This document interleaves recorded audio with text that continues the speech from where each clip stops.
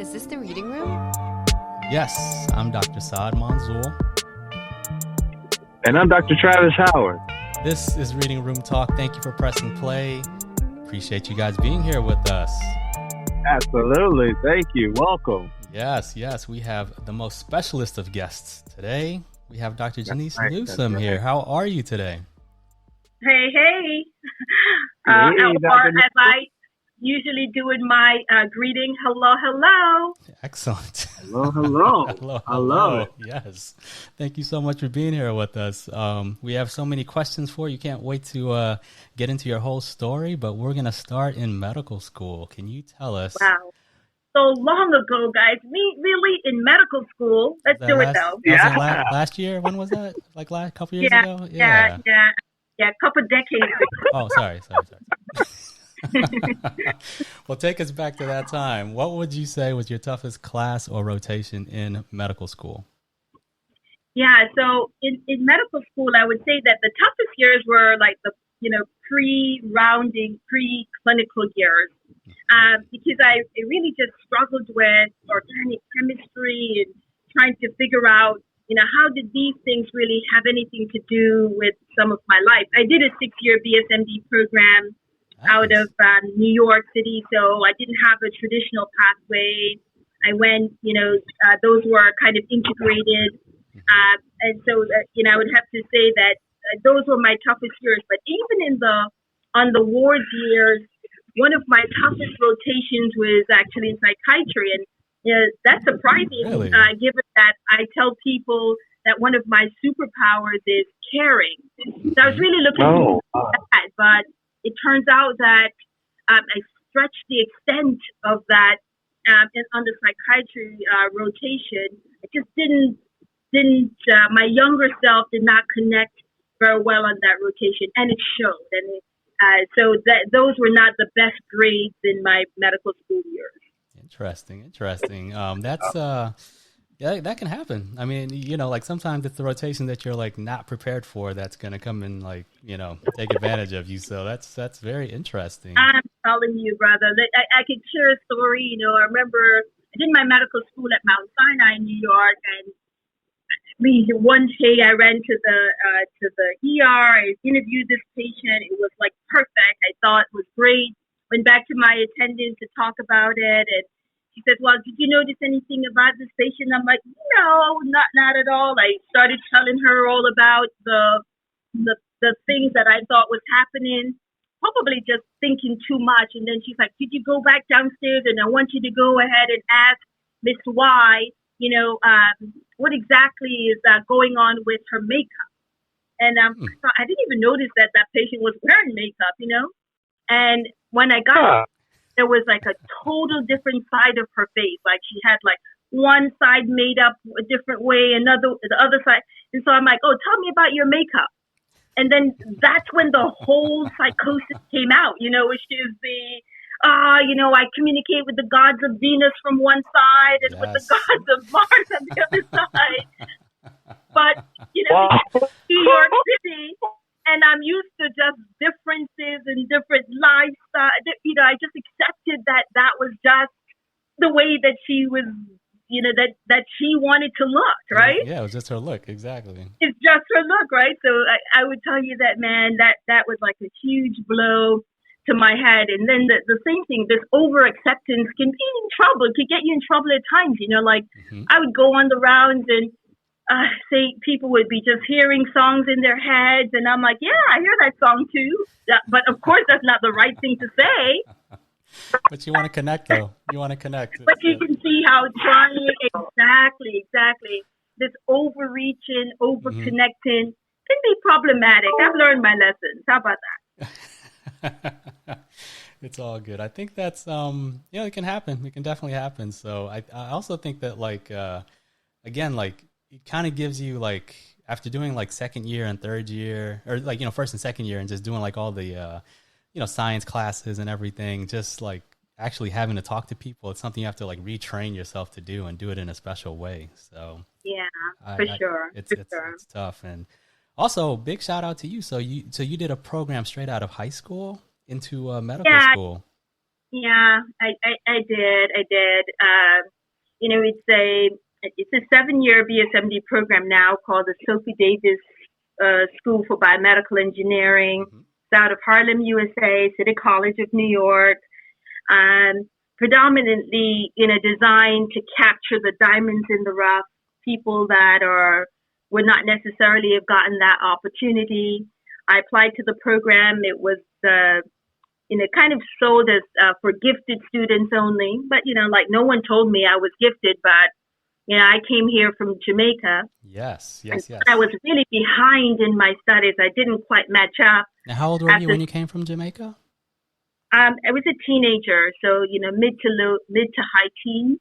Okay. And, I just thought that I was really behind. So I was, about to prove and to try to catch up. So when I was given an opportunity to apply to the program from my guidance counselor in high school, I applied knowing that I may not even get in, but like, what did I have to lose more than a no, right? You give it a try. You should always give it a try.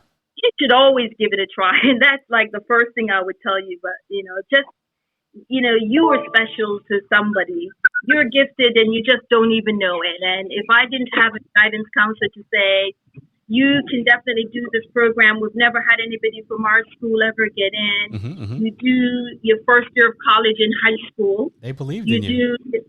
Yeah, you got that right. So it's that first thing of believing in you. And it was not easy. Don't get me wrong. Oh, the it's program not like, I've heard those programs are basically like you do your whole 4 years of undergrad in like 2 years, basically. Yep. That's no summers.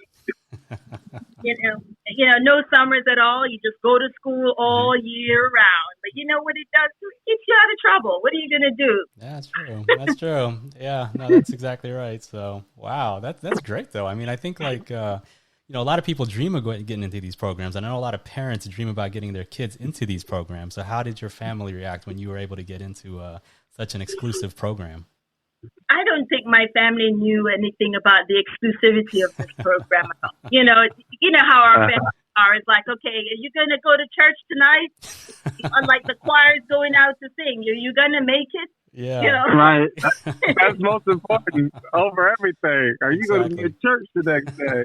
Exactly. I mean, there wasn't any, you were in a part of this exclusive program or not. I know that I graduated from that exclusive program and thought I was going to go into surgery. I didn't.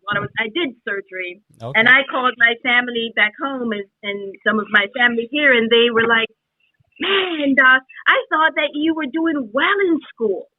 What? I'm like, yeah, that's why I matched for surgery, but, back home and not so exclusive to Jamaica, but in other places like my papa was a shoemaker, right? So he grew up doing that trade, and he just thought that surgery was just like sewing people up like he sews shoes or a dressmaker. That's so funny. Wow. And so the smartest people don't go into surgery. The smartest people figure out what's wrong with patients. That's so interesting. That perspective is different. Yeah.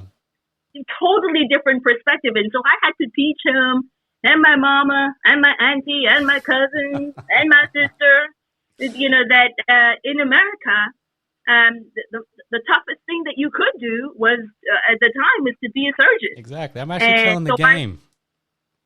Change the game.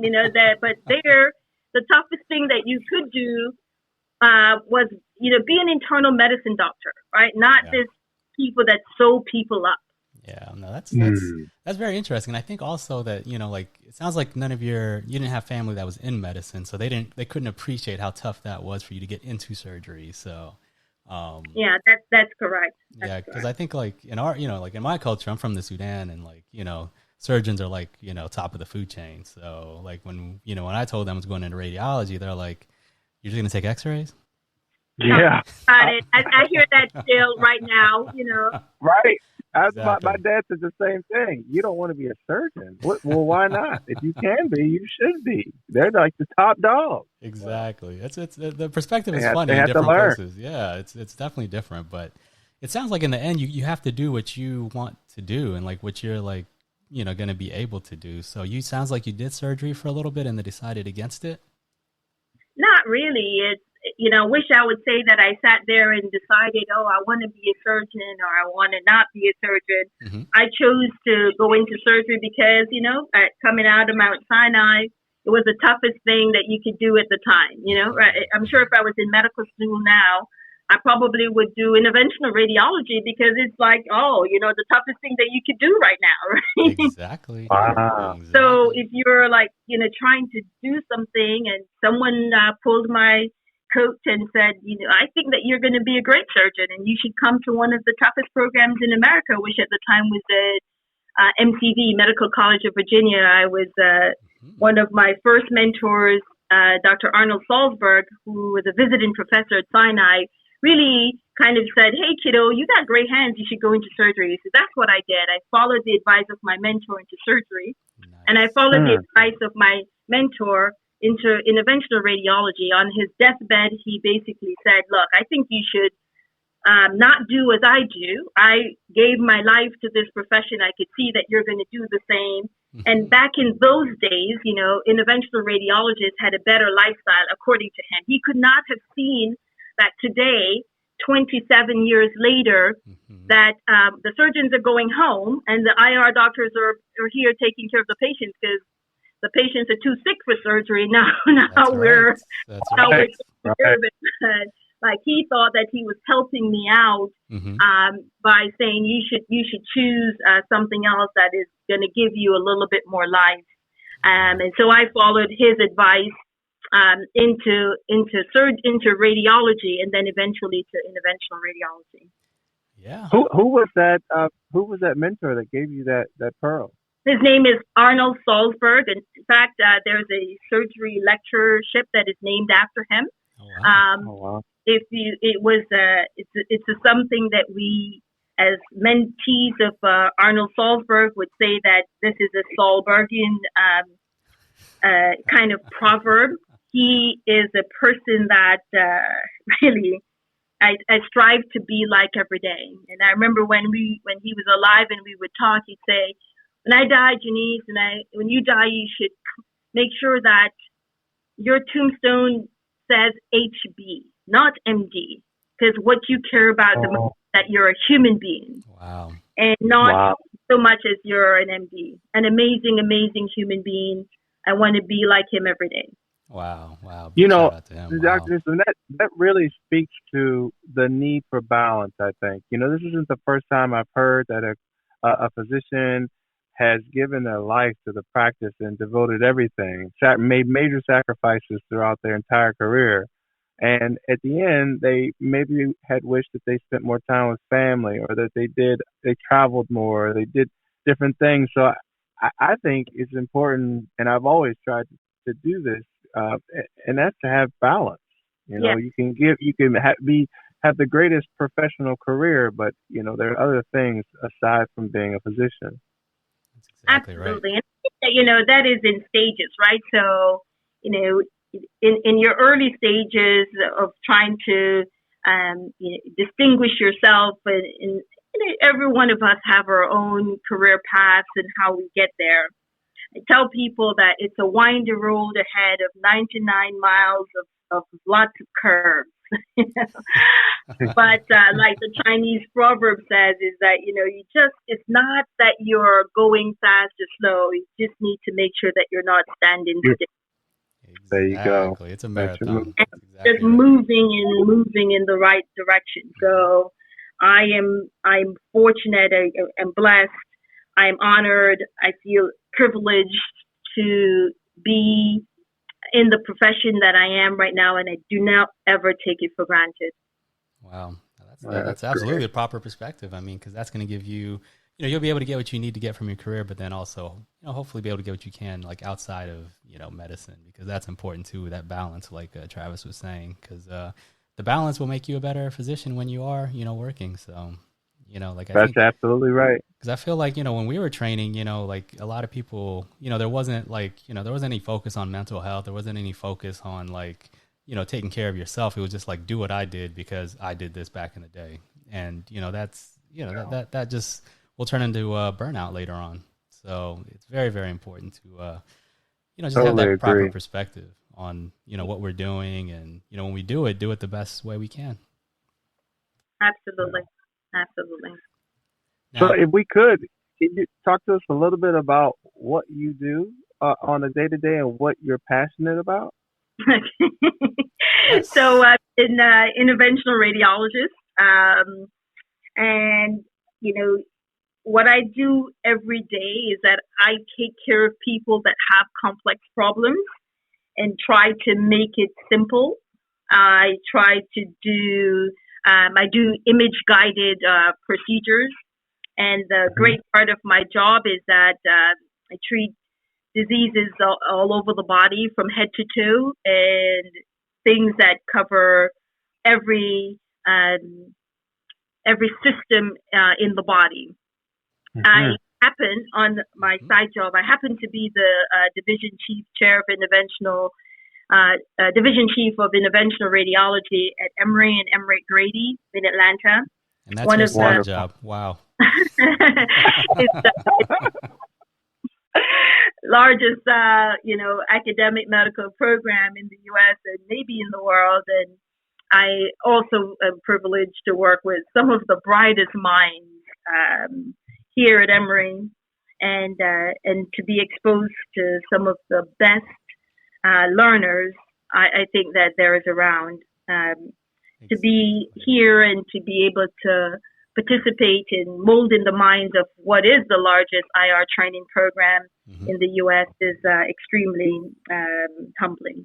That's so amazing. I think people don't really have the perspective of how big Emory is and how much of such a great reputation it has, especially like in the South. I think there's like a lot of East Coast bias, West Coast bias, but people who are like in the Midwest and the South, Emory is up there. I mean, that's like a goal for everyone to like try to get to do something at Emory. So that's amazing that you're there and you've been there and doing amazing things there. So we love that you're there, and we really appreciate everything that you're doing with the program and your side job.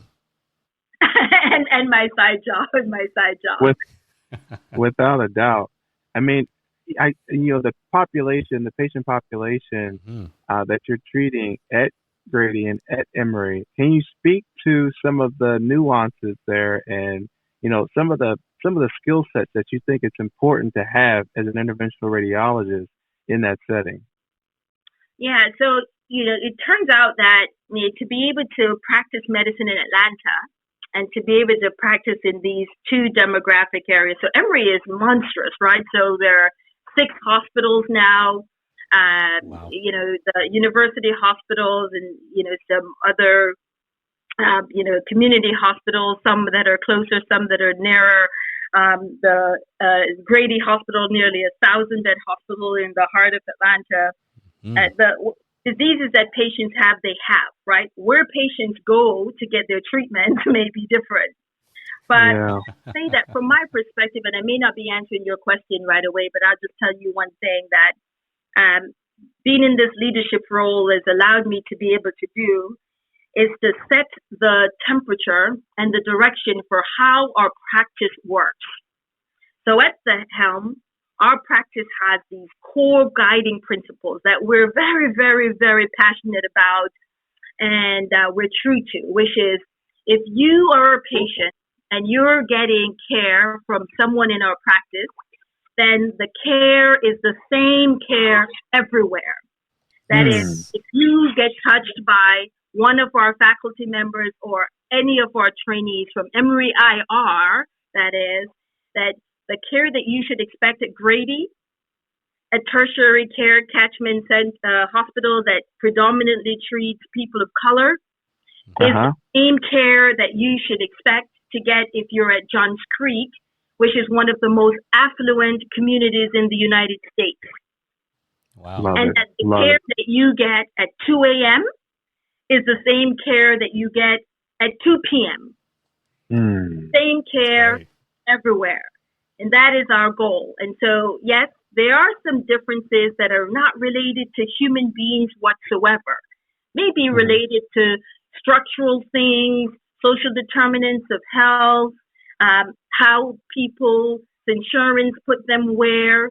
But regardless of that, when I see someone for fibroid disease at the university hospital versus at Grady, how they're treated and what they get from us is absolutely the same. Great care. Wow, that's amazing. Wonderful. Healthcare equity. Equity all day. You got that right. And that is one of my passions, right?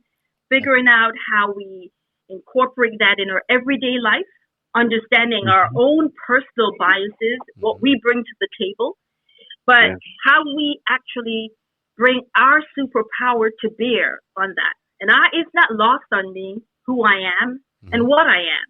And the fact that I'm privileged to be able to take care of people that look somewhat like me.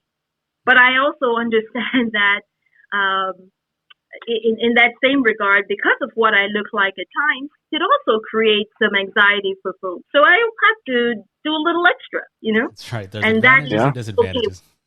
Yes, absolutely. That's amazing. I mean, the way that you have explained healthcare equity and your goal and the passion, I can hear it in your voice. We all need to make that effort because that's so important. Yeah, and I'll tell you that I'm not saying that it's easy.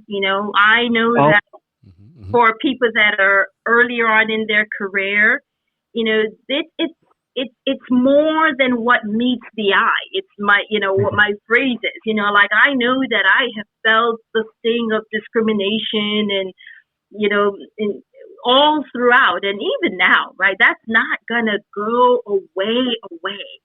What has to go away is how we react to it and how we refuse to accept that. One, it's illegal, right? Right. And two, if you react in a different way, then you will be doing something illegal. So how do we use our influence to be sure that our experiences collectively help to raise the bar, right? How do we figure out that we hold people accountable so that we don't see this bigotry within institutions continue on, so that I've been doing this for a while now, but I know that I need my residents and medical students that are underrepresented to not experience the same things that I experience.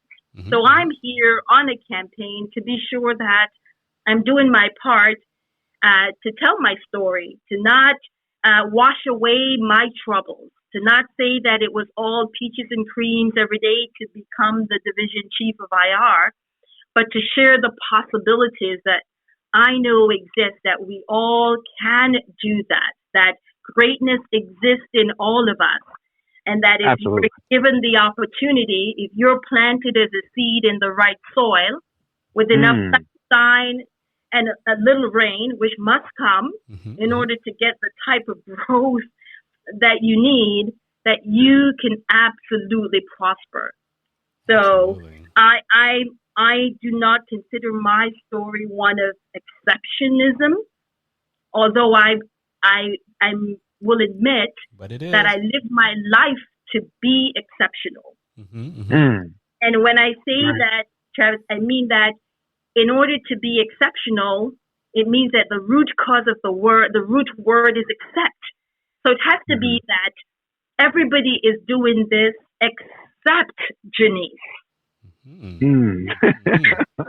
Comfortable with being exceptional. Because that's what exceptional means. If you're doing the same thing as everyone, then you're just doing the same thing as everyone.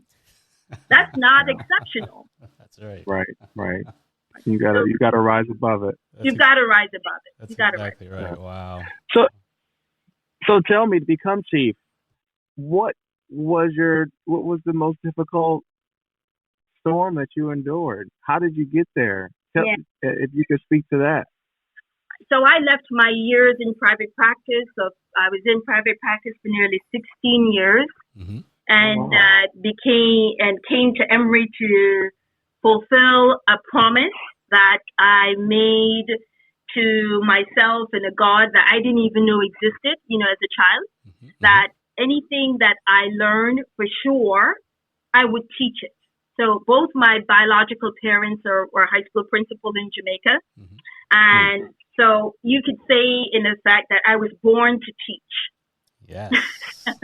And I would teach anybody anything, right? Anything at all, medicine or not. Like if I learn how to make a mean caramel macchiato, you're in trouble. Because when I meet you, I'm going to be teaching you how to make it. You know, like if I learn a Bible story, I'll be telling you about the story just because I know it. You know, because that's what I do. Whatever I know for sure, I'm just going to teach it.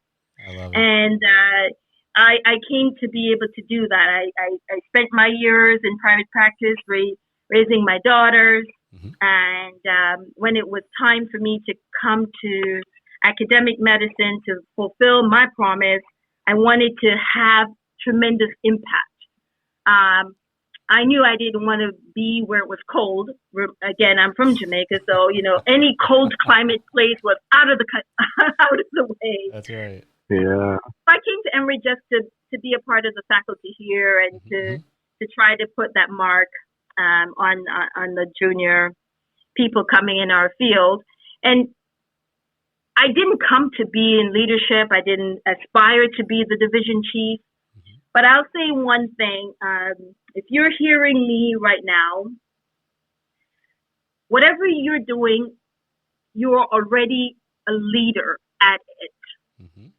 You don't actually choose to be a leader. That title of what you're doing is kind of what you're doing already. And let me explain. And I like thinking of it this way. I may have borrowed this from one of my pastors years ago. If you're in love right now, dating someone, you've already decided that you're treating them well, that they're like a part of you, and then one day someone says, those things that you're doing, that is what spouses do. And then you go to some place and they say, now you're married. But it turns out the next day, you're just doing the same thing anyway, but now you have this title called a wife or a husband or a spouse. Mm-hmm. And I think of leadership in the very same way. I don't do this much differently than I was doing before I became the chief. Someone says, Janice, the fact that you think about the strategic vision of the division, where people are supposed to go, that you see problems and you try to solve them, that you find your tribe, you find another tribe, and you try to bring people together.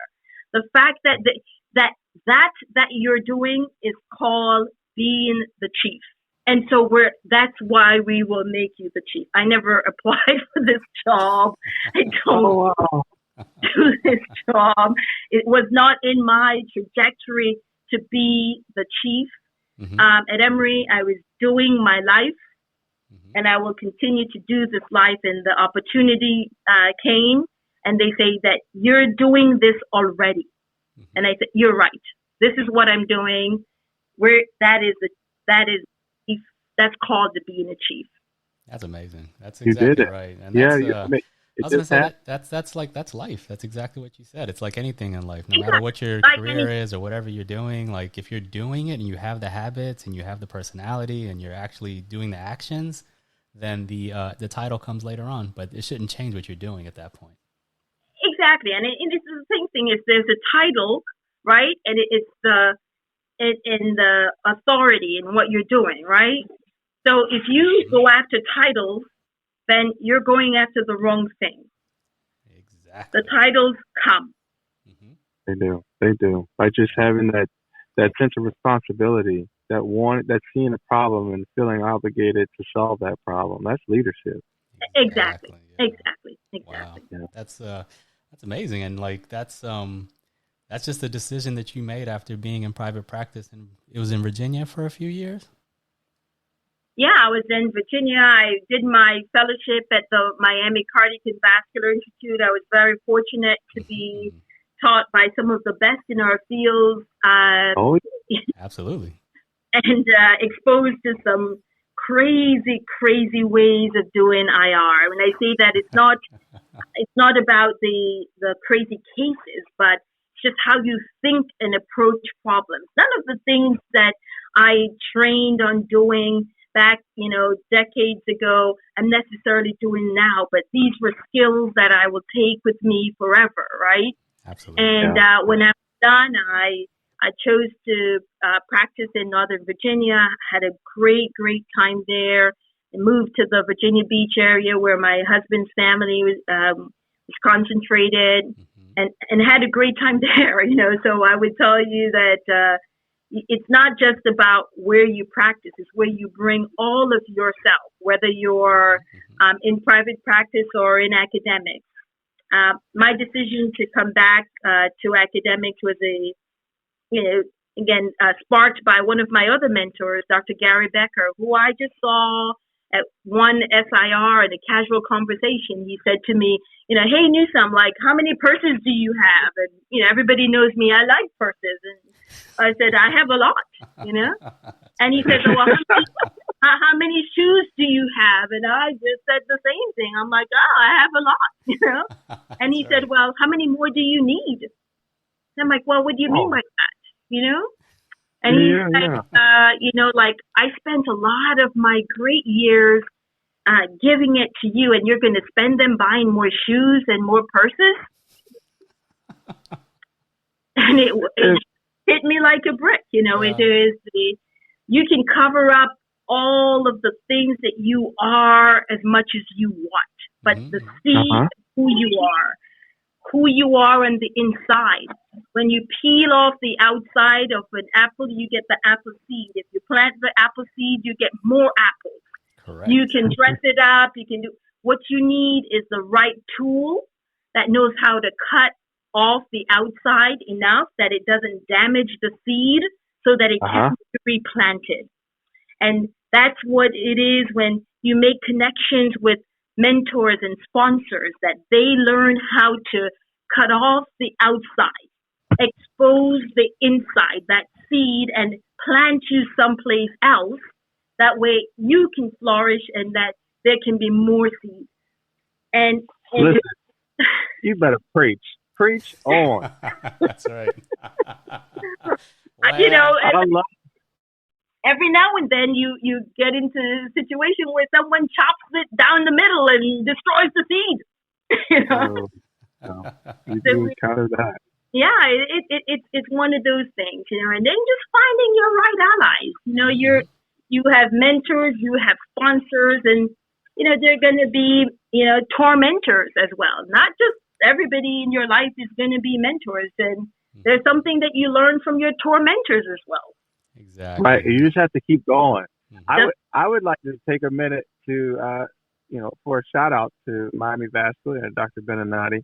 I interviewed there, right? And I walked the halls, and I looked at all the graduating class pictures, and I'm sure I looked at a picture where I would have seen you and said to myself, now that's someone that looks like me. I bet I can do this too. So I want to thank you. I want to thank you for doing what you did and trailblazing in IR, and just being an example. So this is great. Absolutely. This is great. No, that's exactly right. I think just sometimes just doing what you're doing is a great example as well. So like even for the people who are not going to get a chance to meet you, or people that are going to get a chance to see you in action, just knowing that you're doing this, and the advice that you give is like, that's just great life advice, period. So we really appreciate all of that advice. Thank you. Now, let me ask you this: like, if there's a medical student or someone in undergrad who's having a difficult time right now, what would you tell them as a mentor? So, if you're having a difficult time right now, I know that if you're in medical school, sometimes it's hard to see the connection of what you're learning in the books for why you originally applied, in terms of what it is that you're trying to do in life. And so the practical advice I would tell them is try to find someone that is at the end for you, like someone that's doing the thing. It doesn't even have to be the exact thing, but that thing that you want to do, and try to sprinkle some of that into your book knowledge. Not talking about, a research project or writing a paper or any of that stuff. I know, for me, for instance, when I had those troubled times, I met a gentleman that was a trauma surgeon at Kings County Hospital, and he said the same thing to me. He said, just give me a call and come by whenever you feel that this doesn't apply to your life.